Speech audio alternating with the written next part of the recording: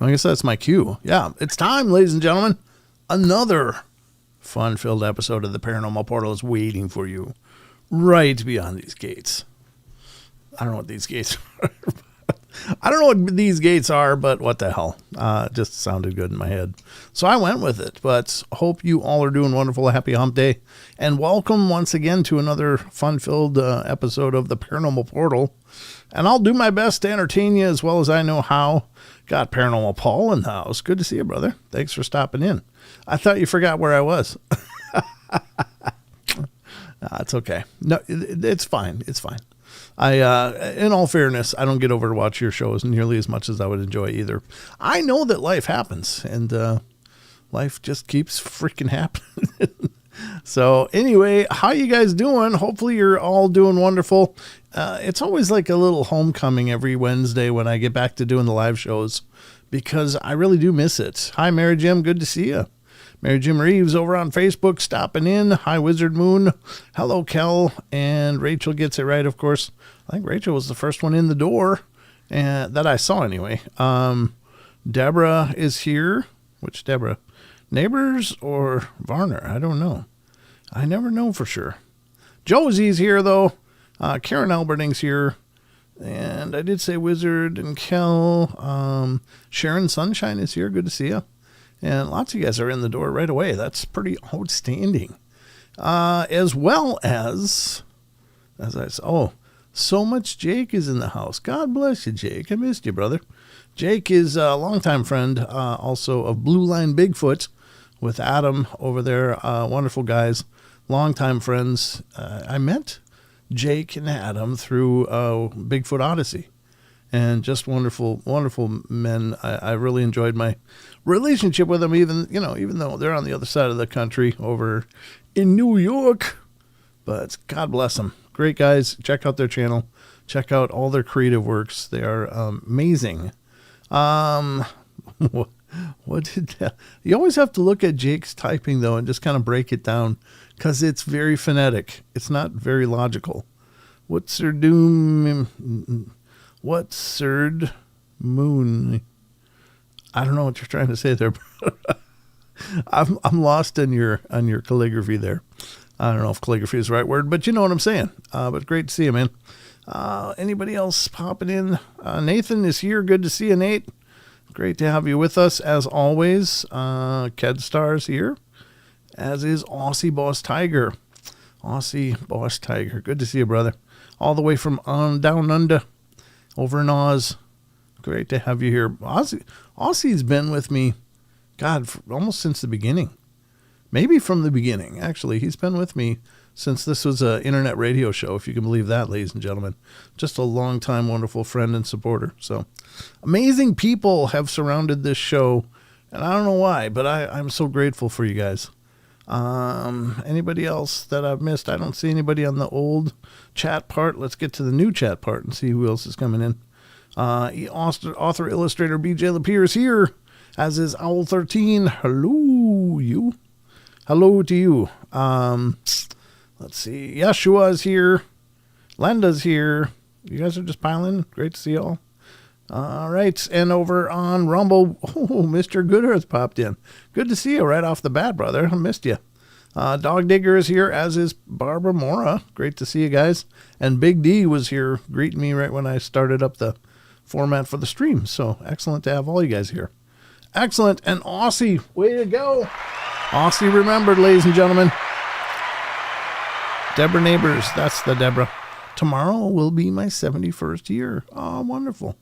Happy birthday tomorrow. I hope you make sure to take time and do something extraordinarily selfish, because you get one day every year. So just spoil the hell out of yourself. That's the rules. Dale Atkinson popped in. Good to see him. Dale, great for having you here as well. Brent, where is Miss Kitty tonight? She's probably upstairs with Mrs. Portal. She's been she's finding her feet. She's finding her feet. That cat is just everywhere all of a sudden. She was real docile and snuggly and stuff at first, and now she's growing, and she found her comfort zone, and now she's like a little fur missile shooting throughout this house. It's just crazy. She's just a machine, but she's around. But she's not in the studio. Thank God, because she would be tormenting me, moving my mouse around the screen and attacking the screen constantly. She's a little cutie, but all right. So anyway, we got a lot on the plate tonight. I don't know if you guys noticed the cover art for tonight's show, but it shows like what was meant to be a time anomaly. Gotta love ChatGPT. It does these amazing graphics and makes me look so much better. But the reason why is because tonight we're gonna start with what the hell is it called again?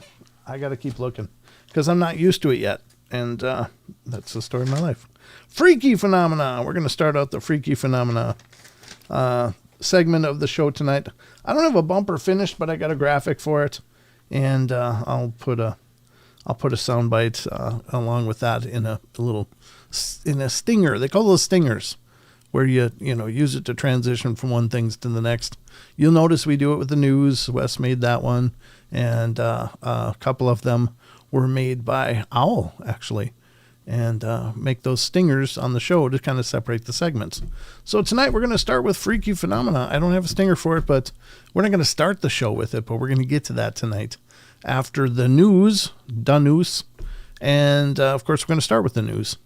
And we'll get to the Freaky Phenomena, and then we'll get to what the hell is that? I've got several of those pulled up for you guys. Yeah, you can use. I don't know how you're going to use that, Paul. Paul says, "For a missile, can I use that one?"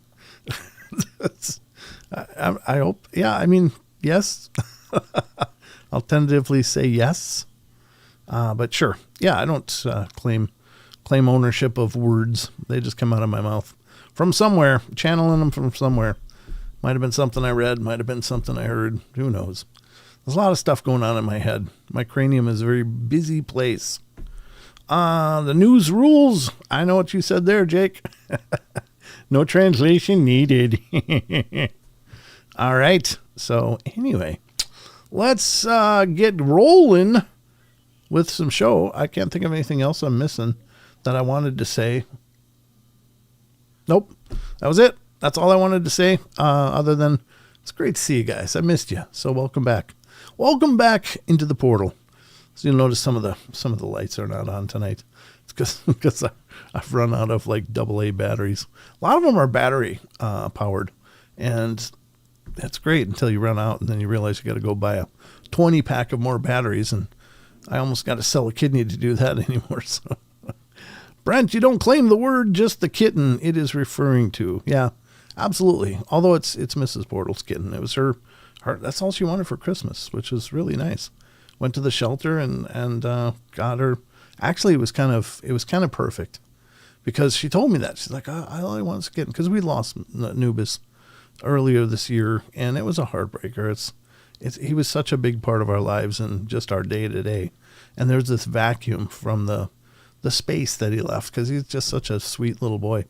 And he would do this thing like if you were eating, suddenly you'd feel these taps on your arm, and it'd be him sitting there tapping you like, hey, are you gonna eat that? He was a terrible beggar. I think Amora, which is the little kitten's name, Amora might be his reincarnation, because she eats everything too. She's like has no problem eating whatever food is put in front of her. She's a machine. But the way it went was she asked for a kitten. I was like, I just, with animals comes logistics, with responsibilities, with all kinds of things that you have to start dealing with. And we were down one, and while I miss Anubis, it was like, okay, well, it's a little more manageable. This is kind of okay. And he passed, and in a sad way, and it's like you kind of hesitate to open your heart up again, because you just got it pulled out of your chest with logging chains when you bury him, and it's like, I don't want to hurt like that for a long time again. And so you don't jump right into it, but she was all willing, and I was like, ugh. And I was like, no, we're not getting a pet. And then came to Christmas time. I had no idea what to get her. I'm like, what do you want? She goes, a kitten. I'm like, oh, okay. So it was right after Christmas. We went over. She went online to the animal shelter. It's a no-kill shelter. And there was one kitten left. And so we went over there, and there she was. And she saw us, and she ran right up to the cage and was like, meow, meow, meow. And it was like, oh, wow, this kitty likes us. So we got her and held her, and she was just all about, snuggling and being lovey and stuff. And it's like, oh, and apparently her brother had just been adopted 2 days ago. So she was now all alone for 2 days, and it was hard on her little girl. So we got her, and then brought her home, and now she's just taken over the place. It's great. It's crazy. So there you go. Yeah, I know. I'm a rock, aren't I, Justin? Justin Goodearth over in Rumble says, ha ha ha, softy. I don't know. I mean, happy wife, happy life, right? So, but she's been a great addition. So that's the story of Amora. I don't remember why I started telling you the story of Amora, but maybe it's because I've only vaguely alluded to this cat being here. Now you know the background. Hello, Car Juice. Good to see you over in Rumble, too. HP Girl to you is over there. Excellent. Big D, Dog Digger, Barbara Mora. The Rumble crowd is here. So anyway, that's the background. There you go. Now you got the whole in-depth article. So I guess we should start with some of the news. Let's get after it. Let's get after it. I think that was what Chris Cuomo used to say on CNN. All right, let's get after it. That was his big call sign. Let's get after it. Here we go. It's time, ladies and gentlemen, for the news.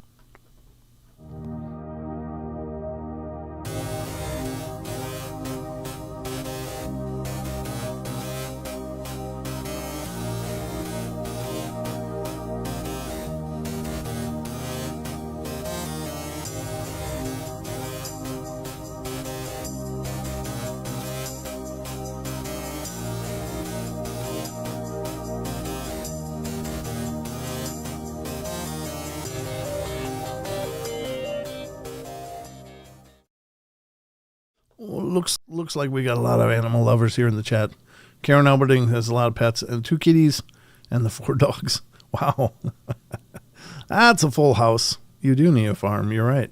You do need a farm. All right.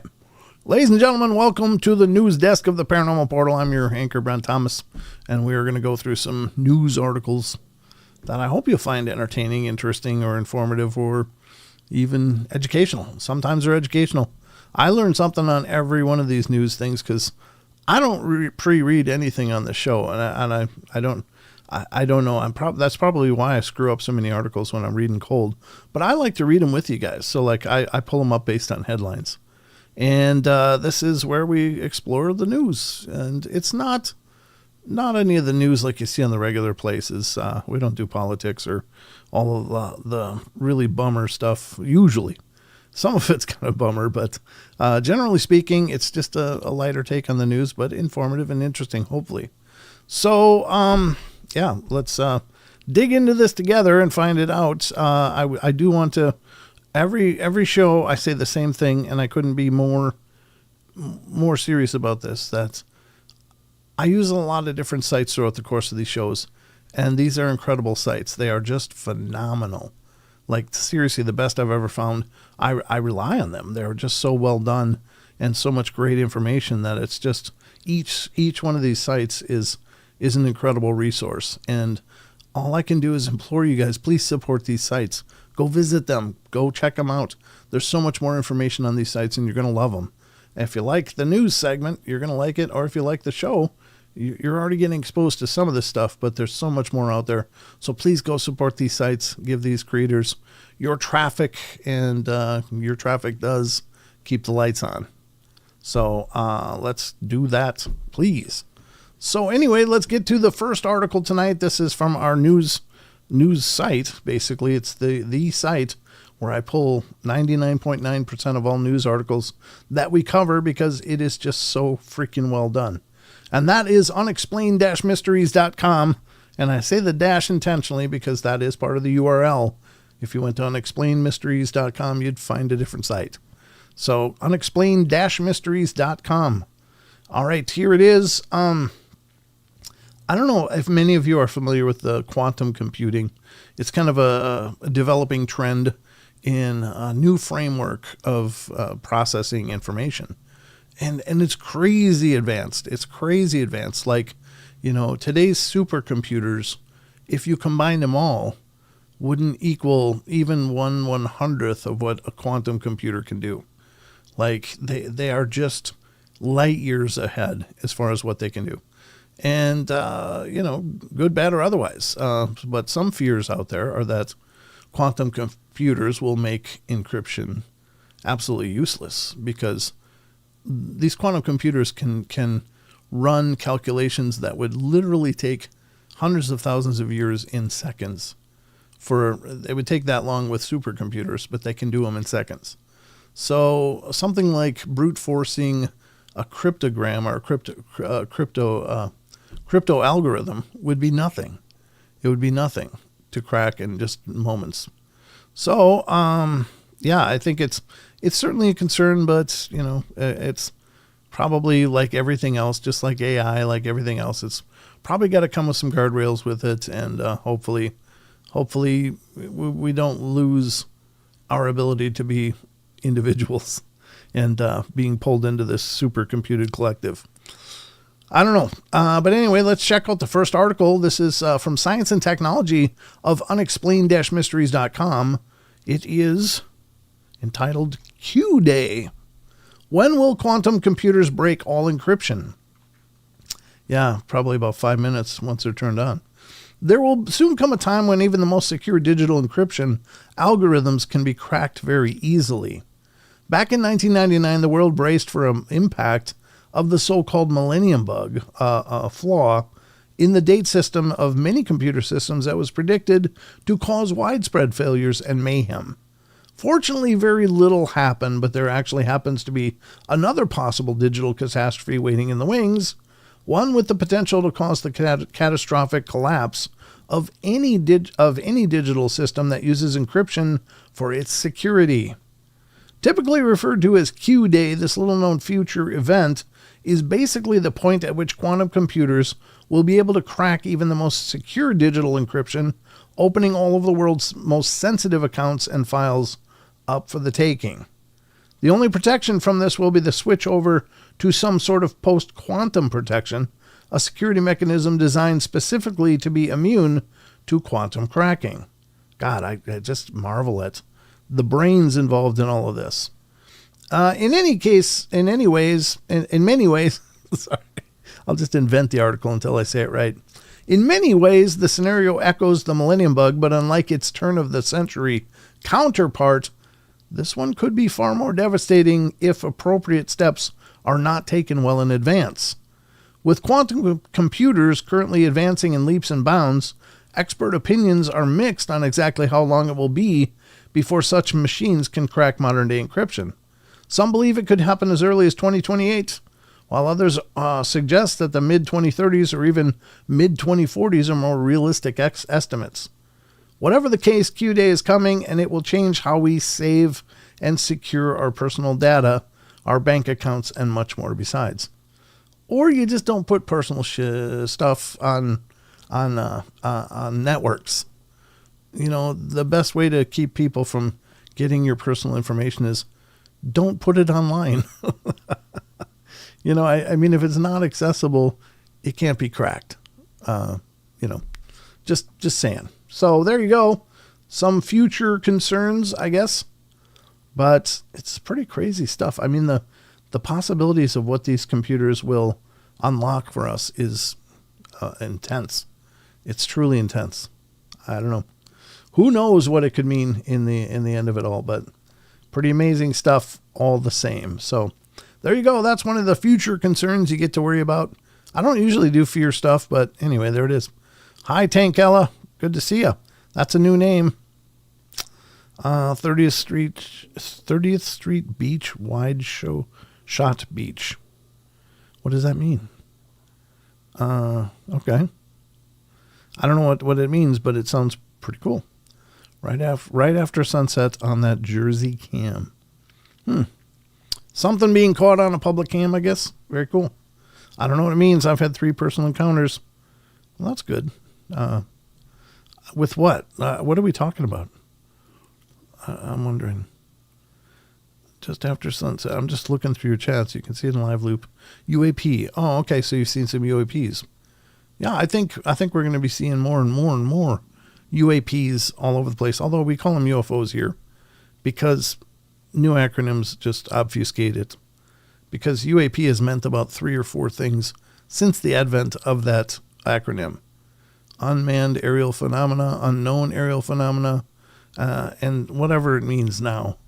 There's like 3 or 4 different meanings that UAP has meant, and it just seems to confuse the issue. UFO, unknown flying object. Okay? Sums it all up in one. But anyway, I'm a purist. What can I say? Not that there's anything wrong with using UAP if you choose to, but it does seem to be some weird thing like, let's throw another acronym at it. That'll make it more current. Just more government think tanking. All right, that's the first article. Let's get to the next one because there's more. There's always more. The next one up, I don't know. This is another fear thing. God, we're kind of doing fear articles tonight. I'm not a big believer in this thing. I think it's meant to promote fear. It's meant to make people worried and scared and to be maybe even more pliable. I don't like to get into too many conspiracy rabbit holes because I just don't pretend to know enough to really dive into them. But I will say that I think fear has been a conditioning factor used against populations around the world for decades and decades. It's just, that's the way you keep people in line, is you make them afraid and more willing to subject themselves to other people's decision making. And I think that that's terrible, honestly, because I don't think, one, you can really effectively live your life if you're living it afraid. But that's just my opinion. However, there's this thing called the doomsday clock that's been wheeled around for decades already. Kind of seems to have been invented at the advent of the possibility of thermonuclear war. And they just keep wheeling this number out, and it's, this many seconds to midnight. And, now it's 85 seconds until midnight. Well, now it's 90. We're doing a little better. Yeah, it's just like, whatever. I don't know. Are you talking smack on me, Brent? I didn't think so. Not that I can remember, but if I do, I'll let you know. So anyway, let's see what this is. The doomsday clock has moved 4 seconds closer to midnight. Be afraid. Be very afraid. Let me get rid of that zoom capture on the bottom. You don't need to see the bottom of my calendar. There we go. Let me take a drink. Drying out quick. Josie, Maine state bird is the black fly. I hate black flies. I put them in about the same category as mosquitoes. They're vile little creatures. Anyway, that's the only 2 creatures I will willfully and anxiously seek out to destroy. Everything else I try to make live. All right, let's see what this says. The doomsday clock. I'm sure you guys have heard of it. It says it is 85 seconds to midnight. Well, daylight savings should correct that. We'll be moving into that anytime now, right? That's fine. Or did we just? We just might have, yeah. The symbolic clock, how long is this? It's not too long. Symbolic clock has inched closer than ever to Armageddon due to a global failure in leadership. Maintained by the Bulletin of Atomic Scientists since 1947, the doomsday clock is a visual representation of how close the world is to disaster based on political environment and technological threats, such as nuclear annihilation and climate change. Be afraid. Last year, the clock's hands were moved to 89 seconds to midnight, the closest they'd ever been. And now today, they've moved even closer still, showing a time of just 85 seconds to midnight.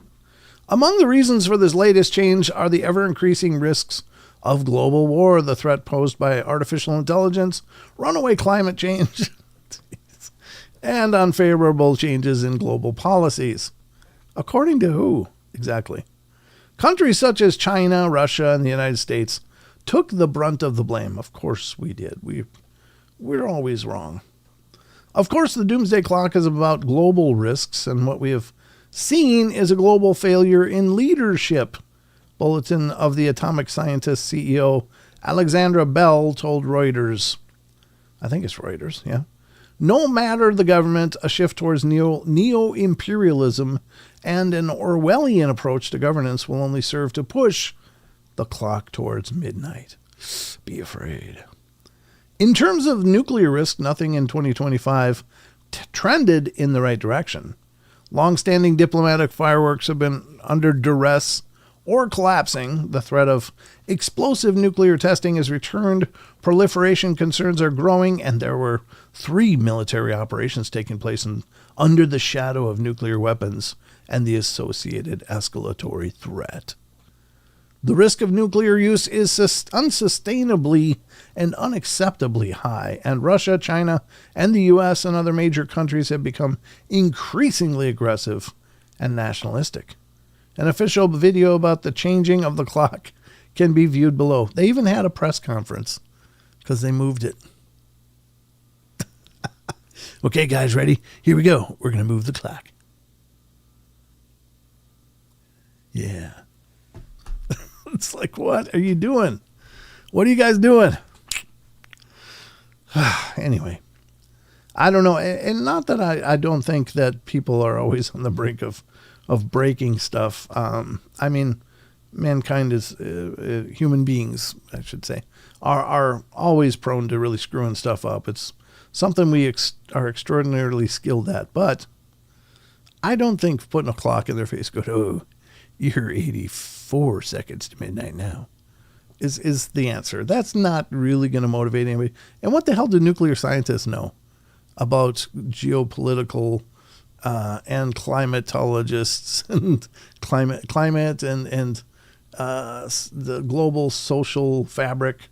What do some nuclear scientists really know about that? They know nuclear scientist stuff. So it's like going to your mechanic and asking them to check out your heart. I don't know. We can tell you got a pulse. Well, there we go. I'm still alive. Thank you, mechanic. I just saved a few $100s. No, you don't do that. You don't do that. So there you go. How you doing, Jason Finch? Good to see you, brother. It's just these people just bloat their own value. Look at that. They don't even give you a whole clock. They only give you 15 minutes worth. Let's go with a whole clock. I mean, if you're going to do a news conference, pull out the whole circle. Don't just give us a quarter here. Is that supposed to be more urgent looking like that? I guess, maybe. I don't know. It's just also psychological. It's just a mind screw. All of this stuff is just a mind screw.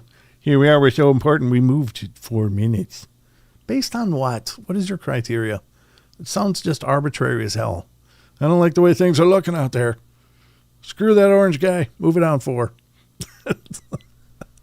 I'm not trying to be political at all. I'm just saying. Politics have always been a mess. Always. Everything going on is stuff that's been going on for decades and decades and decades. And corrupt people are nothing new to any power structure since, I don't know, beginning of time. So I don't think, obviously we got a bigger sticks now than we used to have, but I think people are still just people. And ultimately, I try to be real optimistic because I don't think anybody wants to see their nation bake under a nuclear holocaust. So chances are people are going to flex, they're going to posture, and God willing, they're going to make the right choice. So there you go. In case you didn't know, that's the doomsday clock and more of the hyperbolic vitriol that they spew. There you go. That's my, obviously, where do I stand on this? Boy, I try not to be involved in these. No, I'm pretty clear, I think, about where I stand on this stuff. But interesting or not, I don't know. This is kind of cool. I like this stuff a lot. Not because it really moves the needle a whole lot, but it just shows people that are working to do more than other people did before them. And I'm speaking about, I like watching things like X Games and parkour and things like that, where people are just doing stuff that we'd never really seen before. It's like, wow, I didn't know people could do that. That's really cool. You guys are awesome. I like it when people push the boundaries, push the envelope of what people are capable of. I love it when world records are broken and people develop a new something that really handles some issue or problem, or at least a hurdle that hadn't been crossed before. And I like that kind of stuff. I like that a bunch. Wes says, I'm glad they went with the dress code funeral. Yeah. Well, it's a doomsday clock, so yeah, it's not a festive event, apparently. I think it's just so dumb. Anyway, let's go to this one. This is from the World of the Bizarre. This guy's got titanium testicles. I'm not that women aren't brave as well, but just in this case, it's a guy, so he's got to have titanium testicles. Free solo climber Alex Honnold scales skyscraper without any ropes. Man, that guy is just, balls up. That guy is no doubt. He's built of a different steel than I am. That's amazing. And does it move the needle for humanity? Maybe not, but it does show that he was able to accomplish something that people didn't think was possible. And I think that that's really cool. So let's check it out. The Daredevil climber is well known for his ascents and impossibly tough routes, without using any safety equipment. For most people, climbing up a mountainside is daunting enough, but for Alex Honnold, a 40-year-old American solo free climber, whose incredible ascents have made him a household name, climbing just isn't the same unless it's being done without any ropes, harness, or safety equipment whatsoever. You know that, if he would have had one moment of like a sneeze at the wrong time, it would have been like, achoo! He would have just become a grease spot, but man, the guy did it. In 2017, he became the first person in the world to free solo a full route on El Capitan in Yosemite National Park, an ascent still considered one of the greatest climbing achievements in history. But it's not only mountainsides and cliff edges that Honnold is adept at climbing. This week, he saw the world hold its breath as he climbed up the outside of the Taipei 101 building in Taiwan, an ascent of over 500 meters with nothing but thin window ledges to hold onto most of the way up. Using absolutely no ropes or safety equipment at all, Hanold carefully made his way up the building's smooth exterior while camera crews and an audience of onlookers watched with bated breath. The entire ascent was also live streamed on Netflix, necessitating the streaming service to introduce a delay in the feed. Yeah, that's one you don't want to get live, is if he's just fallen. Enough to end the broadcast abruptly should he slip and fall to his death live on the air. As luck would have it, though, Hanold's incredible skills and calm nerves saw him to the top. He celebrated the achievement by uttering a single word, sick. He just gets up there and goes, sick. You can check out a highlight reel of the climb below. Well, this is from Netflix. I think we owe it to ourselves to at least see what this guy did. Let's check it out. There he goes. Right there, I'd have been going, nope. Let's pull that down a little bit. There he goes. Let's just imagine he fell there. Oh, okay, we're done.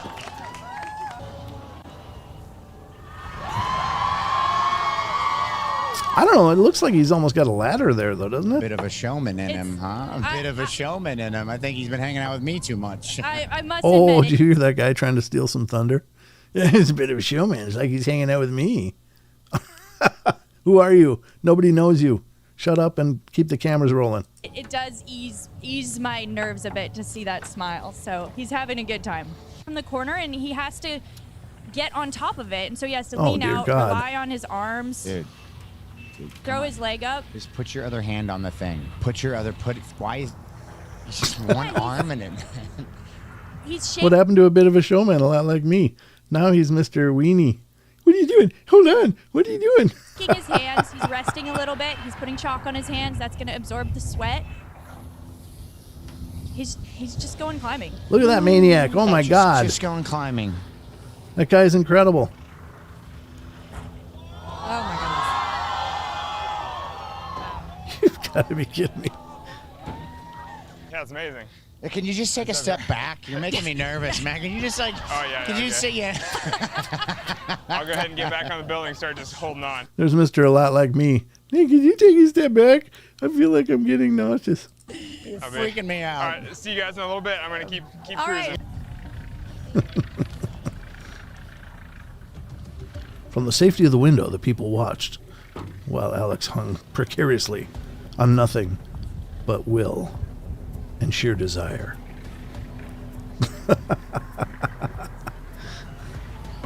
All right, there he goes. Look at that guy. Yeah, My God. I mean, I know Mark was yeah. excited being up there. Oh no! Look at that. In no hands. Emily, no! Why? This guy's a showman. I like it. He's making people just pucker. People are just pooping diamonds all over the place. There it is.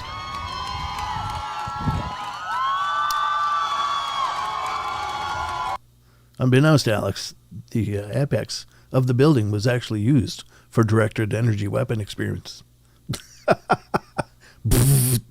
No, that's cool. Very cool. Got to give him a big hand, man. That's really awesome. Hey, Werewolf. Good to see ya. But yeah, I like that stuff. I like it. I like people pushing the boundaries. Let's see what we can do. Let's see what we're capable of. I like watching other people work really hard doing doing that stuff while I sit in the comfort of my studio. Ooh, I feel like I had a workout now just watching the guy. All right, what's for dinner? I think that's great. Very cool, though. I don't know. Maybe you never heard of that before. Now you know. He said he was leery of being blown off the top sphere. Yeah, what a way to live. But he did it, you know? I mean, that's a guy, like, I've always said, look, I don't want to ever be that old guy sitting in a nursing home going, oh, I could have done this. I should have done this. It's like I just try things and, you know, and hopefully some things work out for me and have worked out for me. And some things don't, but at least I can say, look, I did it, you know. But this guy, he's on a whole different hemisphere with this stuff. That's crazy. Good for him. Wow. Hands off. Let's do it. He deserves a round of applause. I'll follow you, Brent. To the kitchen. That's about it. The only place I'm going. But thank you, Werewolf. I appreciate your dedication. That means the world to me. There you go. That's that one. I'm today old when I heard about that one. Here we go. This one's a Modern Mysteries. Last one of the night. Unexplained-mysteries.com. This one, Wes, actually, since you're here, you might be interested in this one. Because I know you've been fascinated about this case for a long time. Well, here you go. This is FBI publishes new 686-page dossier on the D.B. Cooper mystery. Now, I don't know what this means. I don't know what their dossier includes or doesn't include or whatever, but it's kind of neat that they're releasing it. The new documents include some intriguing new information and insights into the hunt for the infamous crook. One of the most notorious unsolved mysteries or crimes in the American history, hijacking. Christ, I'm just beating the hell out of this article. Which occurred on November 24th, 1971, began when a man who identified himself as Dan Cooper boarded Northwest Orient Airlines Flight 305 to travel from Portland to Seattle. During the trip, Cooper called over one of the flight attendants and asked them to write out a note declaring that he had a bomb in his briefcase and that the plane was being hijacked. When the aircraft stopped at Tacoma International Airport, he allowed the passengers to leave in exchange for 4 parachutes and the sum of $200,000 in cash. After the plane had taken off again, Cooper strapped a bag of money to himself, put on one of the parachutes, and jumped out somewhere between Seattle and Reno. That's not Nevada, right?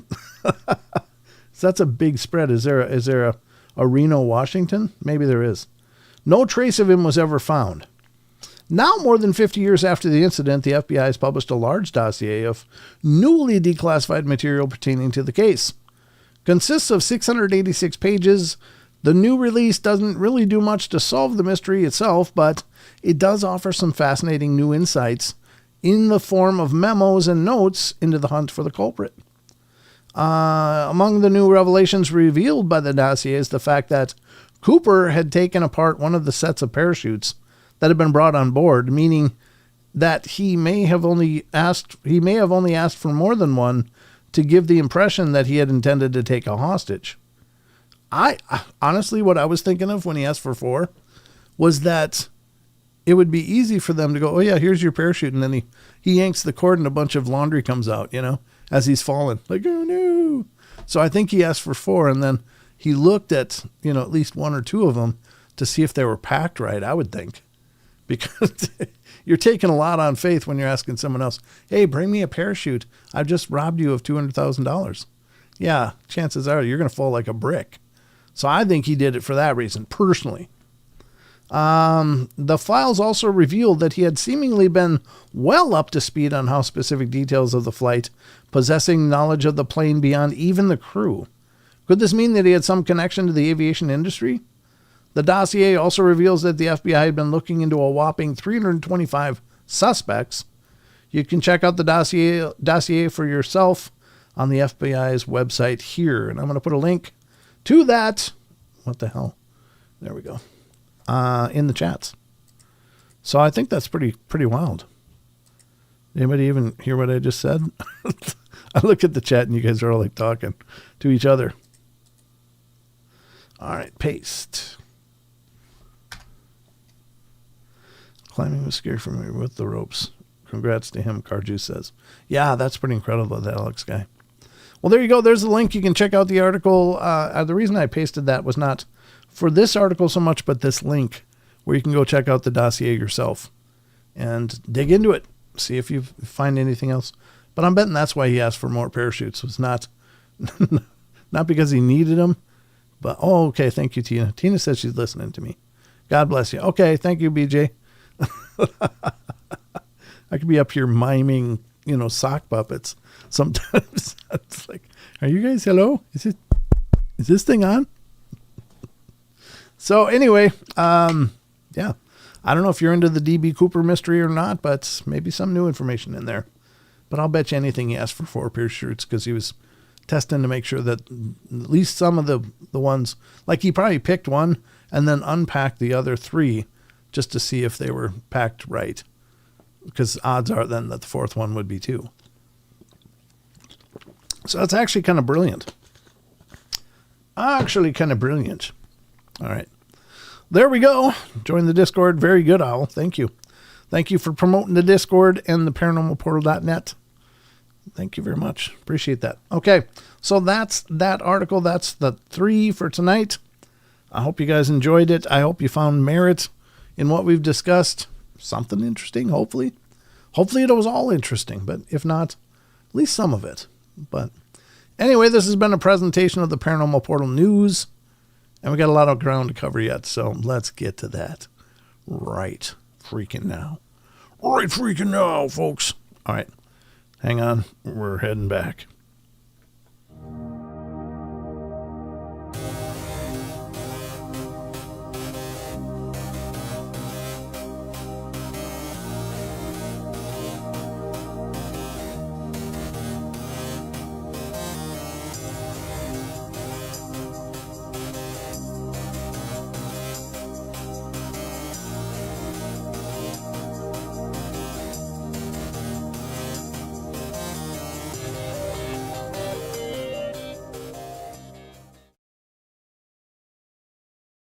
Oh, yeah, I got to push buttons, don't I? Yes, I do. Oh, thanks, Darren. I'm glad you like that little jingle. That's something I wrote. Actually, for a friend for his show. But he ended up going defunct on his show, so I just use it now for the news. So, anyway, that was the news. Hopefully you enjoyed that. Oh, that one looks good. We'll cover that one on Friday. I'm looking at another news story. But we're going to go now into freaky phenomena. This is the new segment. I don't have a stinger for it yet. I'll have one on Friday. I don't know, whip that all up probably tomorrow. But this is where we're going to cover strange phenomena, things like time slips, like other anomalies, like Mandela effects, etc., and things that don't fit neatly into any of the other categories. And there's a lot of them. There's time slips, spatial anomalies. There's Mandela effects. There's, things like doppelgangers, which may or may not be spiritual.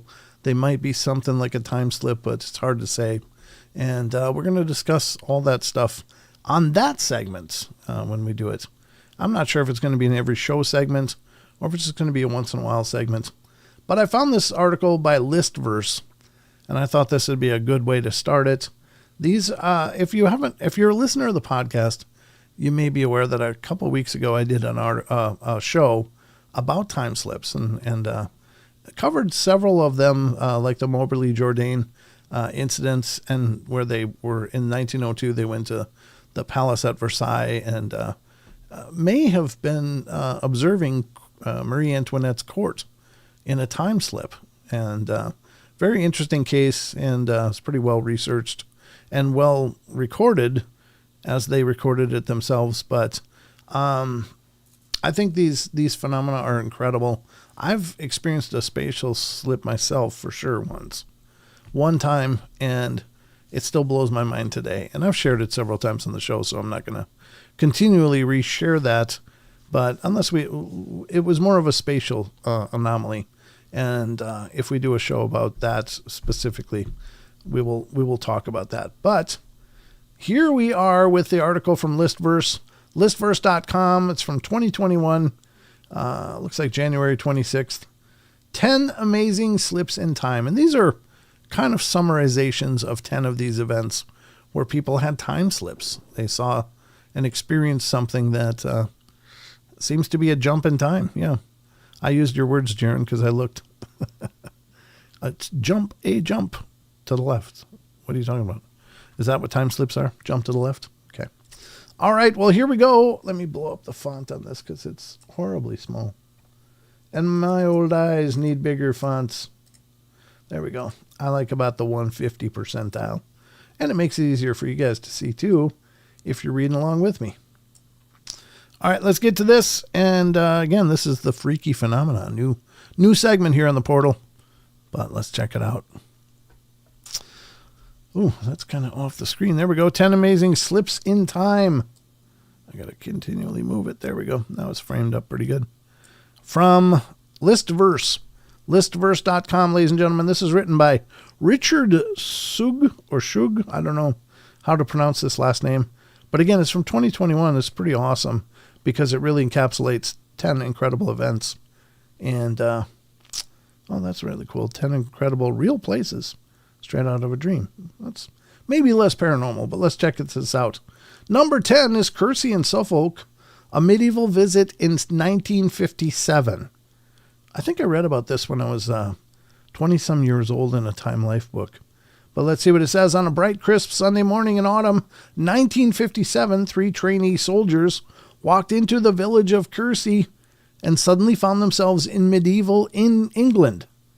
As Andrew Mackenzie explains, one of them, Richard Lang, who was a keen observer of the countryside, who also was also certain that the trees and grass changed to the colors of spring during a time slip. As they approached Kersey from the countryside, the 3 soldiers could see the church with its tower on the hill and hear the bells ringing about 100 yards from the church. The bells abruptly cut out, and there was a general unnatural silence, with not a single bird call or breath of wind. Houses looked extremely ancient, and there were no people, no TV aerials, telegraph wires, or street lamps. At the stream, there were white ducks, but they were, Lang stated, so quiet and lifeless as to appear almost like decoys. Through the tiny cottage windows, the boys saw no signs of life or habitation, save in what appeared to be a butcher's shop. Here there were 3 skinned ox carcasses, green with age. Ugh, I don't think that's the way you want them. Just saying. I don't like my carcasses green. Surrounded by cobwebs, as they squatted by a bridge over the stream, the soldiers' sense of eerie sadness shifted to a sense of outright evil, as though they were surrounded by hostile watchers. Well, after about 25 minutes in the ghost village, they accordingly took to their heels and could suddenly hear the church bells once more and see smoke rising from the chimneys where they had been. Modern images of the church suggest that it simply could not have disappeared from sight. This may indicate that the soldiers had slipped back some way before the 12th century when it was first built. Wow. How would you like that? You're just doing a military exercise and suddenly you're like in the 1100s. What the hell? That is amazing. Wouldn't you look for an antique or something to grab? It's like, oh, I'm taking that back.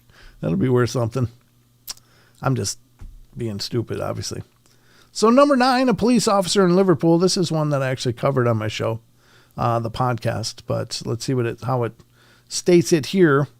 For some reason, both Suffolk and Liverpool seem to have produced unusually high numbers of reported time slips. As Carl Grove tells it, on Saturday 7th, 1996, an off-duty policeman named Frank was planning to go to Dillon's bookshop, not then Waterstones, to meet his wife. On his way there, he was nearly hit by a small 1950s type van with Kaplans on the side. The van driver actually sounded the horn at him as this occurred. Frank realized that he was in a road, whereas in 1996, that section of Bold Street would have been pedestrianized. Across the road, Dillon's had turned into Crips, going full gangster over there, and people were dressed in 1940s and 50s style clothing. He followed a girl in modern clothing into the shop, noticing the modern brand name on her handbag as he did so. The shop then turned back into Dillon's. The girl was also confused and complained to Frank. So they both experienced this together, okay? The case is interesting for several reasons. Police officers are trained to be observant and unfanciful. The female witness also saw what Frank saw, and there was clear interaction between the 1940s or 50s van driver and our police officer. Fourthly, after the case was aired on a live radio show by Tom Sleeman, people called in to confirm that Dillon's had been Crips in the 50s and that there was a local Kaplan's firm around then also. And this, in turn, triggered a big response from others reporting similar experiences centered on Bold Street. Yeah. Yep. That's probably Bold Street that they're talking about, Jose. There's several reported slips from Bold Street in Liverpool. It's pretty crazy. So anyway, a fascinating story. I think that, again, those are incredibly powerful because you have two people unconnected in any way, in close proximity and both experiencing the same phenomena. I think that's amazing. Absolutely amazing. All right, number 8, watching baseball from the past. It sounds like Field of Dreams. If you build it, they will come. There it is. Well, let's see. Maybe this is the inspiration for Field of Dreams. Let's check it out. In the early 1920s, writes Janet Board, a boy and girl living in Flackton, Arkansas, walked through the silent town one Sunday afternoon when everyone was at the baseball game. What did you say, Mace? Basin? Maybe it's a basin. I don't know. Everyone was at the baseball game and took a shortcut to the ground through a pine wood. Robbie and Ann presently came to a stream that they had never seen before, and after crossing it, they were met with completely unfamiliar countryside.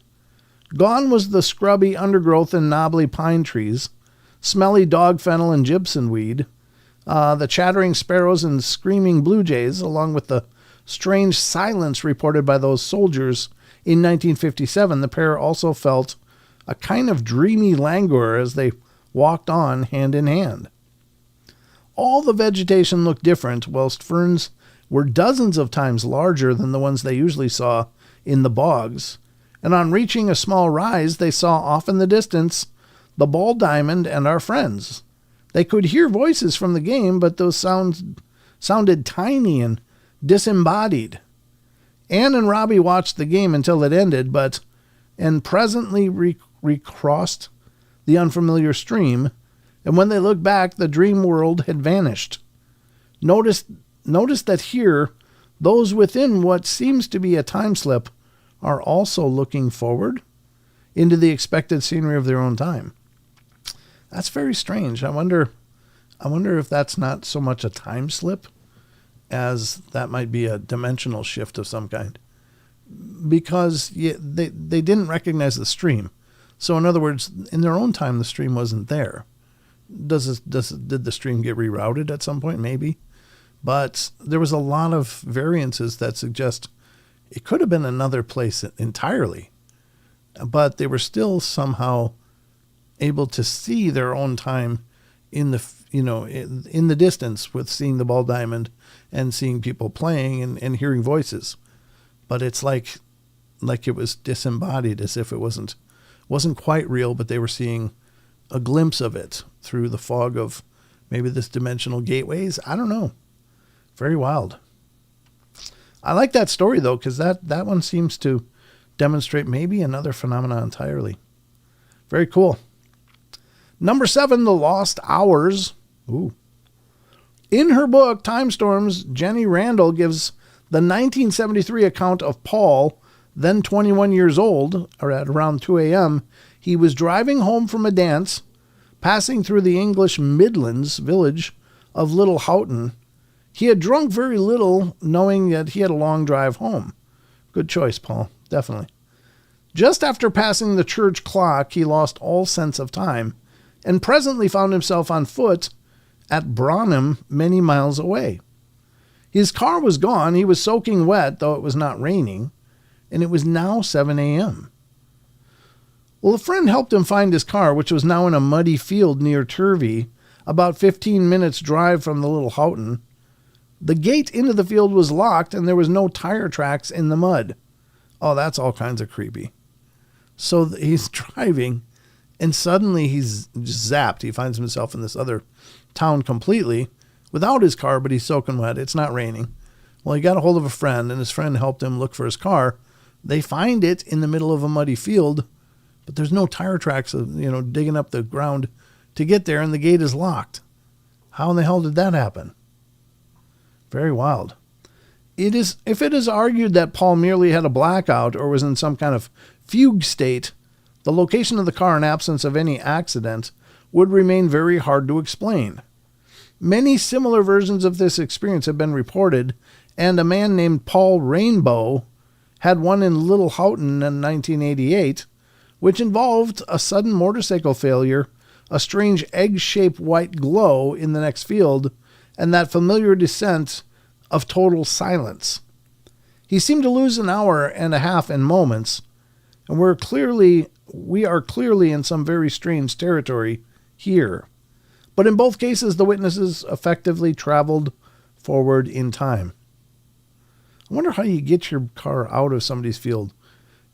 You got to go find the farmer. Hey, could you open your field so I can get my car? Farmer's like, what? How'd your car get out here? How'd you do that? All right. But anyway, Wuthering Heights is the next one. In summer of 1959, writes Richard Davis, the British actor Alan Halm was working at a theater in Bradford, not far from the famed Bront village of Haworth. Before performances, Halm liked to walk out on the moors, which inspired Emily Brant's Wuthering Heights. He had done this walk many times in the past 4 years. One final day he strode out, reaching the ruin known as Top Withens around lunchtime. Here he saw a man in a deerstalker hat with a shotgun. When the man disappeared, Helm went toward the ruin to look for him, and on his way, he suddenly found himself looking down at a big Georgian farmhouse. He ran down, knocked on the door, and peered into the windows to see a table set for lunch.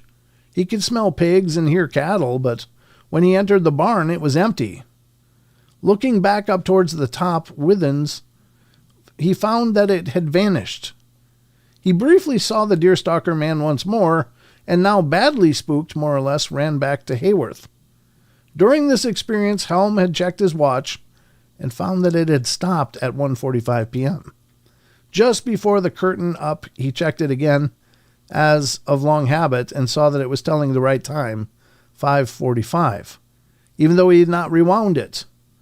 If you've never been to Top Withens, do look at maps and images. The ruin is the only building in sight at this formidably remote spot. Formidably remote spot. Is that a picture of it? I wonder if it is. Wow. Very cool. I don't know. The next one obviously shows images of saucers. And it does make you think, is many of these some side effect of maybe some kind of extraterrestrial contact? That if they are truly transdimensional beings, as some people suggest, maybe they didn't put you back right. And so you end up in these weird spots. I don't know. It's very, very bizarre. Very, very bizarre.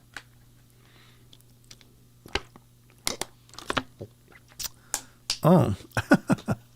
Chucky Danger from BJ Lapeer. She's talking to Chucky.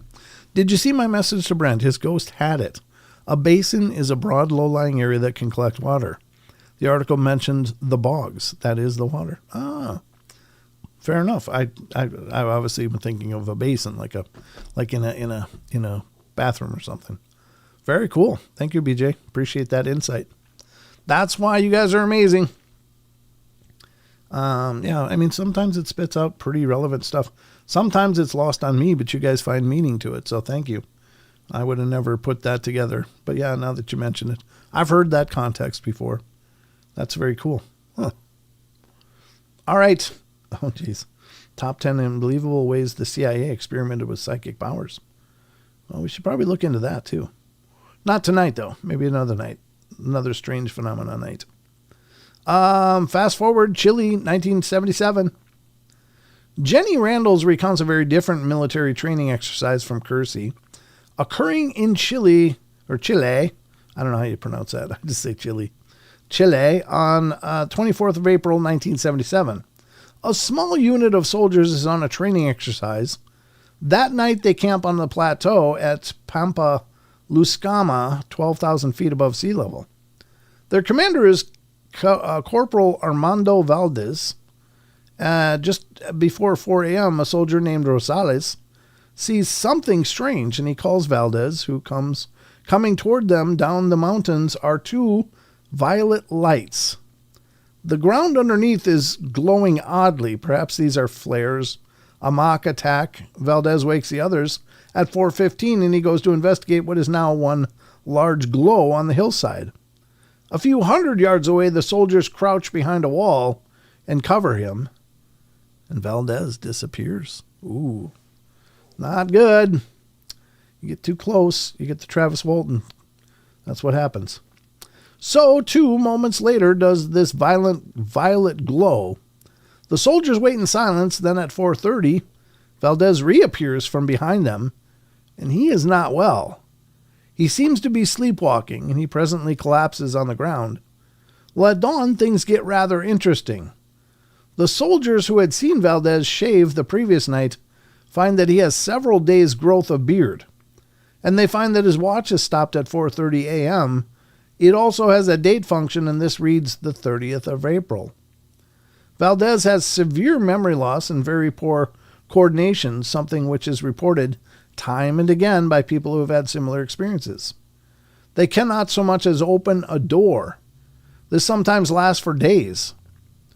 Randall adds that the CIA agents who interviewed Valdez found him convincing and consistent. Some versions of this case infer that Valdez encountered a UFO, which in the circumstances is as good an explanation as any. Sure, I mean, that certainly could prop up some of this stuff as, being an effective cause of it, but yeah, very wild. Interesting. Number 4, the Phantom Houses of Rowham in Suffolk. Back in Suffolk, Andrew Mackenzie reprints the account of Miss Ruth Wynne, a teacher who in October 1926 took a walk towards the next village, Bradfield, St. George, with a female pupil. Quite close to Bradfield's church, they came upon the high walls and wrought iron gates of a grand Georgian house. Much of the building was hidden by tall trees inside the walls. They did not repeat the walk until next spring, and on doing so, they found that this grand detached house had completely vanished. Both teacher and pupil confirmed their sighting in reports to the Labour MP, Sir Ernest Bennett. On a warm day, June day in around 1912, a young boy, James Cobbold, was assisting the Rowham butcher, George Waylett, with deliveries by pony and trap. As they drove along Kingshall Street, the air turned cold and there was a sudden loud whoosh, and the pony reared in terror and threw Waylett from the cart. For just seconds there appeared a 3-story Georgian house with garden and elaborate flower bed before a mist shrouded it, and all was gone. Scrambling up, Waylett yelled, "That bloody house! That's about the 3rd time I've seen that happen." Wow, it's like he found Hogwarts or something. Jesus. What in the hell is that, right? That's bizarre. I mean, it makes you wonder if there are like pocket dimensions all around us, and sometimes these things slip through and peek through, and then they go back to where they're supposed to be or where they've been designed to be, depending on the case, but fascinating idea. Number 3, Versailles. This is the Moberly Jourdain incident, for sure. On August 10th, 1901, 2 Oxford dons, Eleanor Jourdain and Charlotte Ann Moberly, visited Versailles. Moberly later recalled how, as they were approaching a wood in the grounds, everything suddenly looked unnatural. The trees flat and lifeless like a wood worked in tapestry. They passed a man with the dress and manner of an 18th or 19th century gentleman who greeted them politely and tried to explain that they were forbidden to pass through this section. He pronounced fought as faut. He had seemed to appear almost from nowhere. They both presently concluded that they had experienced some kind of haunting. They also found that the 10th of August, 1792 was the day on which Versailles had been sacked during the Revolution. Jourdain made another visit on 2nd of January 1902, just after crossing a bridge. She was gripped by that same feeling of oppressive unreality, and after seeing people in old-fashioned clothing, heard the sound of silk dresses rustling behind her. She turned and saw no one. A few moments later, though still visibly alone, she felt people jostling past in a crowd from behind and heard the words, "Monsieur et Madame," close to the ear. She also heard the faint music of a band playing. And when she later made inquiries, she found out that the band had played on New Year's Day, but not on the 2nd. As with so many well-attested paranormal cases, the Wikipedia account of this affair is another intensely biased view given by the usual nameless pseudo-skeptics. Do try the book instead, which sold over 10,000 copies when it was first published. Wow, that's crazy. Again, yeah, I mean, what do you do? Time seems to be a little more flexible. It's not this rigid construct of linear passing. It is much more dynamic. The Armies of the Dead, number 2. We only got one more after this. On the evening of the 28th of June, 1812, between 7 and 8 p.m., Anthony Jackson, 45 and 15-year-old Martin Turner were in the fields of Havera Park near Ripley in Yorkshire. Turner suddenly cried to Jackson, "What a quantity of beast!" Following his gaze, Jackson responded, "Lord bless us! They are not beasts, they are men." On the summit of the hill there had appeared a body of soldiers in white uniforms, commanded by a figure in scarlet. Matching in various formations, they passed Jackson and Turner about 100 yards away. A second army dressed in dark uniforms appeared behind the first, presently forming an L shape with a white-clad troops. There seemed to be no hostility between the two units, who each numbered hundreds, but after both had passed over the far side of the hill, there was a burst of something like smoke, thick enough to hide nearby cattle for 2 minutes. Turner later recalled distinctly seeing the arms of the first army glinting in the evening sun. Was the smoke somehow akin to the mist which had enveloped that phantom house in Rowham? Yeah, that's crazy. This is the one that I had heard from a Time Life book back when I was younger. I thought maybe it's not the exact same one, but it's very similar. It was a couple were out driving in the countryside of England, and they came upon these ancient stones, that are kind of all over the place.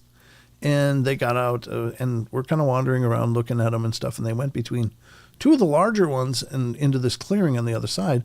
And as soon as they passed through the two larger ones, suddenly they were face to face with this huge mounted army going past. And according to the report, as I recall it, the army was aware of these people, kind of giving them astonished looks like, what? Because I'm sure the people were dressed absolutely bizarrely to this mounted army, and likewise to these two people. This mounted army looked way out of place. And I guess it was just over, after a few moments, it was just over. Like, boom, they were back to normal. But what an incredible event to be able to, just for a moment, witness some point in time long gone. Incredible. All right, so let's go to number 1. A fairy fair in 17th century England. Readers have probably noticed that some of the cases look like ghost sightings. To complicate matters a little further, 17th century witnesses often thought time slips to involve fairies. At around 1635, a man was riding home past a hill called Black Down, near Taunton in Somerset. He suddenly saw on the side of the hill a great company of people apparently assembled for a country fair. They were pewterers, shoemakers, peddlers, with all kinds of trinkets, fruit, and drinking booths. Realizing that this was the wrong time of the year for a fair, he decided to ride into the gathering and learn more. Well, having them in view clearly where the rider came into the assembly, He could discern nothing at all, only seemed to be crowded and thrust, as when one passes through a throng of people. All the rest became invisible to him until he came at a little distance, and then it appeared to him again as at first. He found himself in pain, and so he hastened home, where, being arrived, a lameness seized him on all on one side, which continued on him as long as he lived, which was many years. This lameness sounds oddly like a partial stroke. Yeah, maybe there's some kind of side effect to that. Like if you're physically making contact with other frequencies of time, then it may absolutely disrupt your nervous system. Yeah, that's a good takeaway, I guess, right? Still more telling is the exact echo of that invisible crowding and jostling of unseen people, which Jourdain reported at Versailles. These weird physical effects, along with the flatness, unreality, depression, or sudden cold, are some of the most compelling joint features of time slips across hundreds of years, thousands of miles, and every possible kind of witness. So there you go. This has been the what is that called? Freaky phenomena. That's what it was. I'm starting to get it. It's starting to get coded into my gray matter. Freaky phenomena. Very cool. I think it's cool. I don't know. Well, there's 10 out of place artifacts. That'll be a good follow-up. That'll be another one good for the next time that we explore this side of the web into the strange, freaky phenomena. But you know what it's time for now, folks? Well, I'm glad you asked, because it's time for our next segment. And this is a segment we like to call... The hell is that? There it is. Exploring the Ka with Ra Castaldo. Good to see you, buddy. Great to see you. This happened to my nervous system after my experience in the park in California with missing time in 2001. Well, there you go. Yeah, I mean, it took you a while to bounce back. Is that right? Yeah. Crazy. Crazy. I think it makes sense, because if time really is a frequency variable and you introduce your frequency, which is your matter is encoded with a certain frequency to appear in our time space, then you merge it into a unfamiliar vibration for your body. The ramifications could be huge. It could be like getting 1,000 x-rays a second for as long as you do it or something. Who knows? I mean, it could be like undergoing incredibly profound ultrasound treatments that are way too powerful and would be disabling. It'd be interesting now within the world of like MRIs and stuff to look at that person and see if they did actually sustain injury, or was it more energetic, or I don't know, some other anomaly that maybe wouldn't be observable as a physical malady. Like maybe it's manifesting in other ways through the disruption of the equilibrium of the physical body in its frequency variable. I don't know if that makes sense, but it's coming out of my head. I sound like I might know something, but generally speaking, I don't. I might not know anything. So, Ron, I was always a big fan of Gary Wayne. He's one of those guys that I used to follow him on a show where I appeared in the half hour after him. And Gary Wayne is so tough to follow, because that man is so dialed in and his facts are so in check. And I mean, he can quote, where it's from and this and this and this, and he can stack his facts. And it's like, man, that's such a tough act to follow. Yes, indeed. There we go. Had to have a little water, but there you go. We're going to get to what the hell is that? This is a segment that I've really had fun doing with you guys as well. And this segment has more to do with showing you guys pieces of alleged paranormal information, evidence, and ultimately you got to be the judge. Do you think that what you're seeing might be the real thing, or do you think not? And There isn't any wrong answers. There isn't any right answers. It's all a gut check, basically, because there's a lot we can't know. But we may not have a lot of time for the cryptid corner, but I will tell you that we do cover a lot of cryptids and cryptid footage and evidence in this segment as well. So it's like getting a twofer in a lot of ways. So the first one I want to showcase, and this is the only reason I'm showcasing it is not because, well, I mean, you guys can certainly vote and tell me what you think. Yeah, Brent and I went back to back on Truth Frequency Radio. Saturday nights for years, good times. Yeah. 1903. It wasn't quite that old. We weren't on Truth Frequency back then, but 1903. Well, 1902, I think, was the Moberly Jourdain incident. That article said 1901, but my notes from my podcast said 1902. What was the question, Brenda? Has anybody here experienced actual slow motion in their lives? And what the hell is that anyway? Bizarre. I've experienced it. I know kind of what you're talking about, Jose, because I actually experienced that sometimes as a kid. And it was like it's like suddenly the world around me was like in super slow motion. And I couldn't really figure out what was going wrong.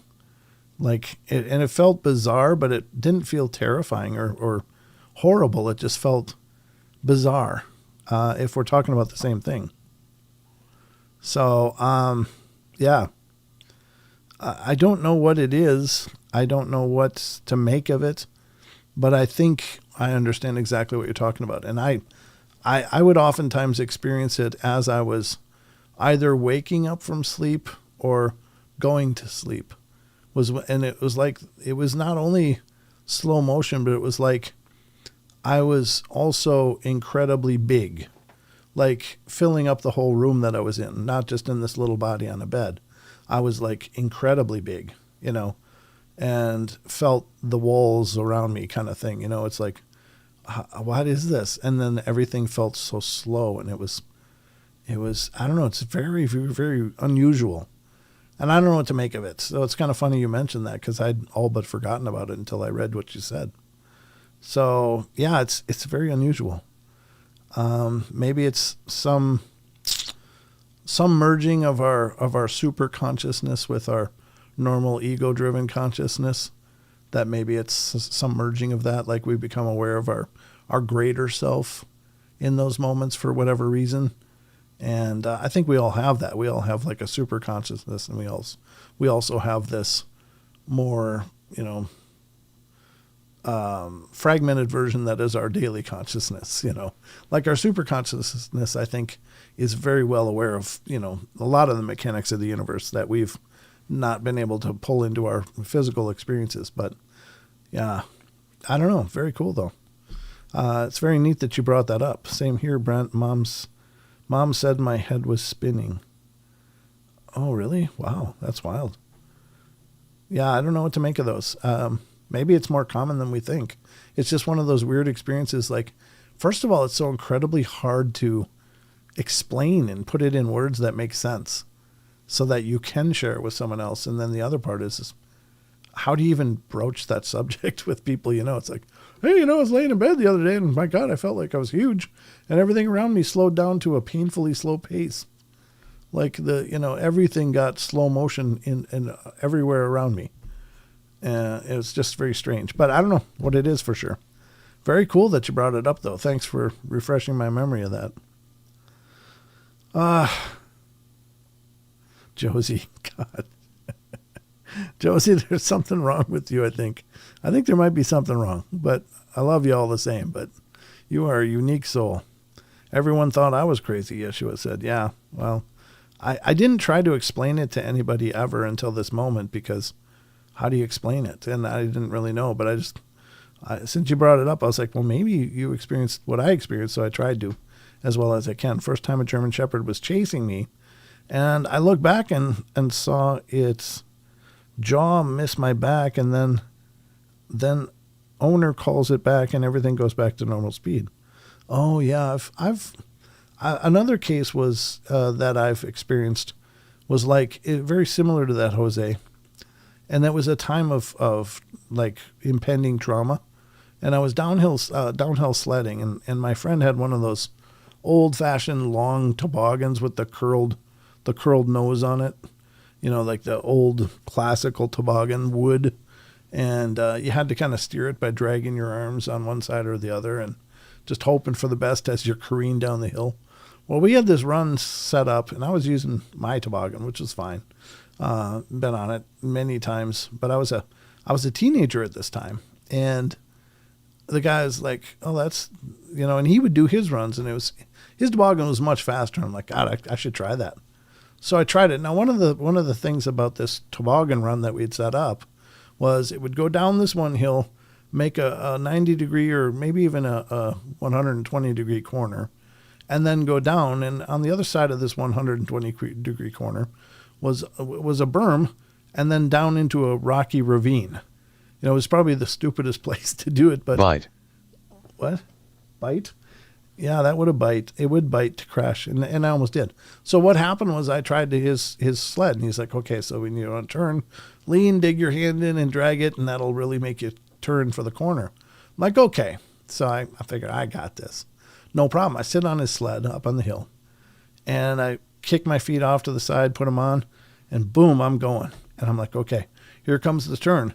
I put my hand down, and I'm trenching it, and I'm not turning. I'm going straight on a beeline right for this berm, and I jumped, and I'm in the air, and the toboggan flew off to one side, and I'm like careening. My feet are down, but I'm going towards these boulders that are about 20 feet below me, and I'm like going, "Oh God, this is really going to hurt." But in that moment, like, time just shut down. And I was in there and I was examining it, and I had all these decisions to make. And I remember going through this thought process, like, I've got to land on something or I'm going to be screwed. And below me, I noticed there was this fallen tree along one side of the ravine. I'm like, I've got to land on that or else I'm crashing into those boulders, and God knows what this means.